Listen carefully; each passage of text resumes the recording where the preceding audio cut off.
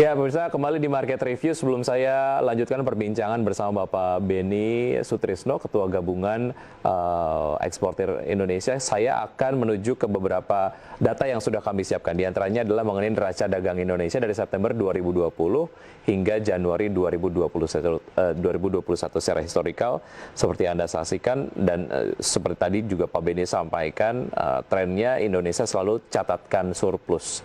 Paling tinggi jika dilihat dari periode September 2020 hingga 2021 di Januari adalah di bulan Oktober, kita mencatatkan surplus sebanyak 3,6 miliar US dollar. Sementara itu di Januari 2021 Indonesia catatkan surplus 1,96 miliar US dollar.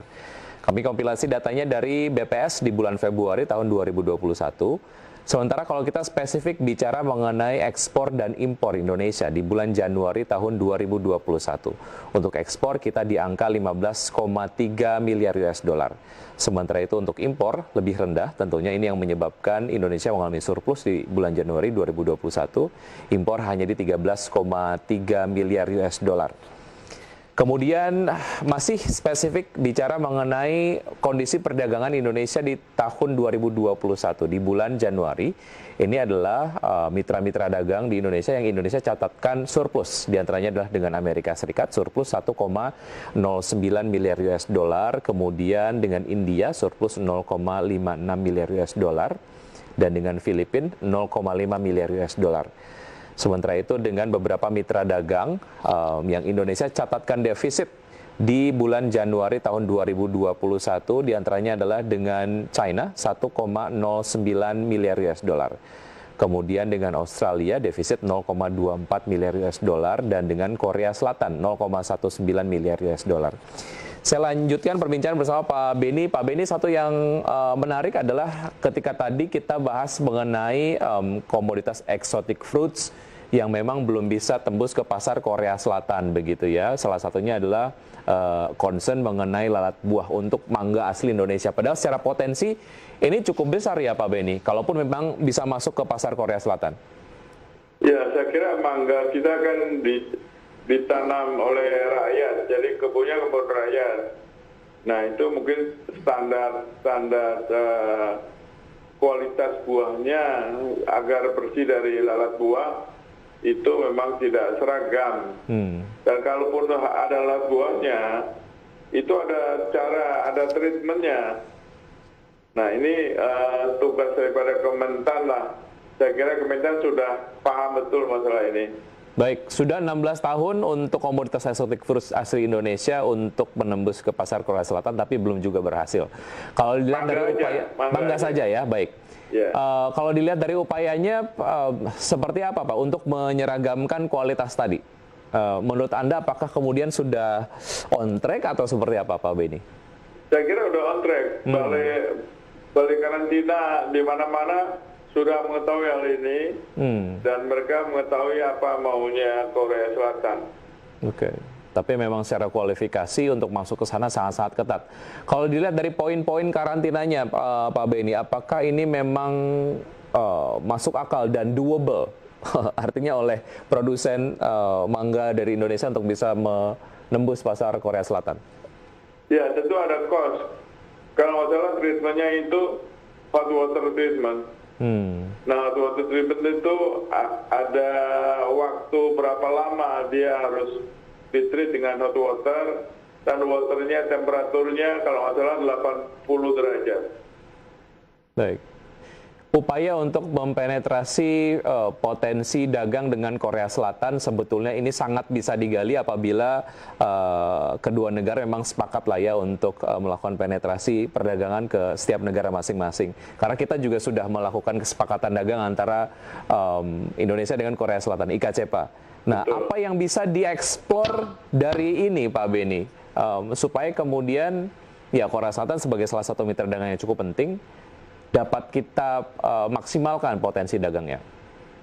Saya kira rekognisi mutual agreement bidang-bidang karantina, lalu bidang pengukuran itu kita miliki antara dengan Korea Selatan.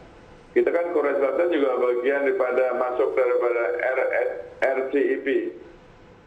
ya kan? Nah, saya kira itu harus didalami lagi, karena investasi Korea juga di Indonesia cukup besar. Baik, upaya pendalamannya apakah kita cukup agresif, Pak Beni?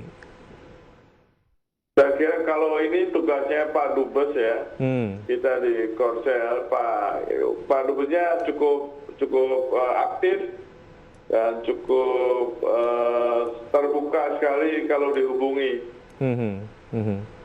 Baik, upaya konsolidatif antara pengusaha ataupun eksportir dengan pemerintah yang kemudian melakukan komunikasi G2G lah, sebagai upaya untuk meningkatkan kinerja ekspor, ini nampaknya penting sekali, gitu ya.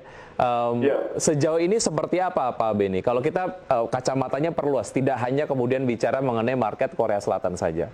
Dengan seluruh mitra dagang, sejauh ini seperti apa upaya konsolidatif yang dilakukan antara kedua belah pihak?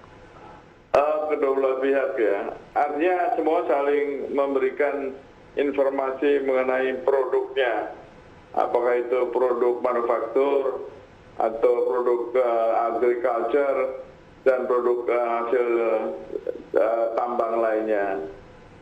Nah, saya kira kita punya ADDAC, punya ITPC, ya kan, kita punya kedutaan besar cukup banyak. Saya kira waktunya kita sama-sama, tinggal soal pembiayaan.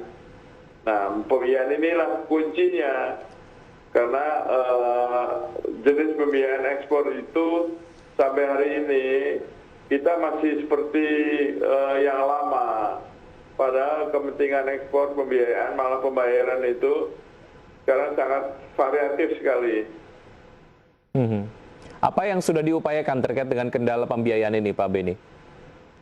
Pemerintah sudah membuat lembaga pembiayaan ekspor Indonesia, namanya LPI. Kalau bahasa Inggrisnya ini keren banget, Indonesian Exim Bank. Ya, tapi produk-produknya belum bisa menjawab dengan dinamika pembayaran ekspor saat ini. Oke. Apa input yang diberikan kepada Indonesian Exim Bank ini untuk mengakomodir kebutuhan yang memang diperlukan oleh pasar pada saat melakukan eksportasi? Ya, kita sering memberikan input, tapi LPI ini harus tunduk terhadap pengawasnya, yaitu OJK. Nah, OJK memperlakukan LPI ini seperti bank-bank yang operasional biasa. Tentu fleksibilitinya sangat kurang.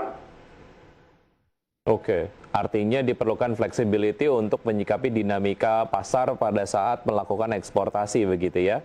Betul. Oke, ini kalau dilihat dari proyeksi bagaimana sebetulnya Indonesia dapat meningkatkan ekspor tahun 2021, bisa menjadi kendala atau tidak, Pak Beni, terkait dengan ketidakfleksibelan antara produk-produk yang dihasilkan oleh bank tadi ya, Exim Bank untuk keperluan ekspor lah, ya, akan jadi kendala atau tidak?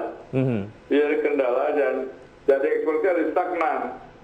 Jadi kita tawarkan kalau di kepolisian ada reformasi of justice, nah di pembiayaan ekspor harusnya ada reformasi pembiayaan.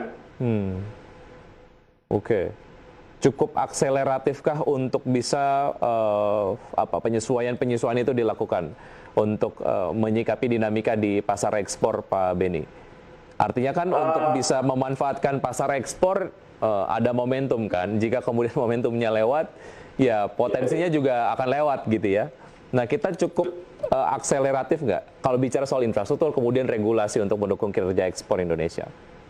Ya, kalau nggak salah Bank Negara Indonesia BNI 46 itu kelihatannya ditunjuk sebagai leading sektor pembiayaan untuk ekspor, karena bank tersebut punya cabang banyak di luar negeri. Nah, mereka pasti mengetahui jenis-jenis produk pembiayaan untuk ekspor. Nah, mereka harus menyiapkan infrastruktur finansial untuk ekspor itu. Baik, yang paling penting adalah konsolidasi lagi dari penyedia infrastruktur pembiayaan eksportasi Indonesia begitu ya, agar ada transfer knowledge lah, atau pemerataan dari produk-produk yang dihasilkan supaya eksportir tidak kemudian kerepotan gitu ya kalau memang sudah ada satu momentum yang sudah dibidik. Oke. Pak Benny, kembali lagi ke exotic fruits asli Indonesia begitu. Tadi Anda sebutkan Jepang menjadi salah satu negara yang cukup potensial dan sudah lama melakukan importasi lah untuk produk-produk exotic fruits asal Indonesia. Bagaimana dengan negara-negara lain dan secara tren di tahun 2021 akankah terjadi peningkatan? Dengan adanya vaksin, tentu confidence mobilitas manusia ini akan meningkat. Begitu dia meningkat, ya tentu akan meningkatkan kebutuhan dan keinginan memiliki sesuatu. Nah, exotic fruit ini sebetulnya kuncinya adalah di logistik cost. Karena semuanya kalau fresh fruit itu harus melalui air freight, ya kan? Nah, contohnya kalau kita mau ngirim ke Eropa aja, saat ini kan orang banyak kirim pete sama jengkol ke Belanda, itu kan semua pakai air freight. Nah, tentu ini tantangan bagi national flag carrier kita Garuda untuk melakukan kerjasama dengan airline yang lain ke tempat tujuan-tujuan tersebut. Ya. Agar kualitas produk atau exotic fruits dari Indonesia sampai ke pasar dengan kondisi yang sangat maksimal dan secara harga juga akan tetap menarik begitu ya Pak Benny ya? Persis. Baik, oke, kita masih ada satu segmen Pak Benny, kita akan lanjutkan usai jeda berikut ini dan pemirsa tetap di Market Review, usai jeda kami akan segera kembali.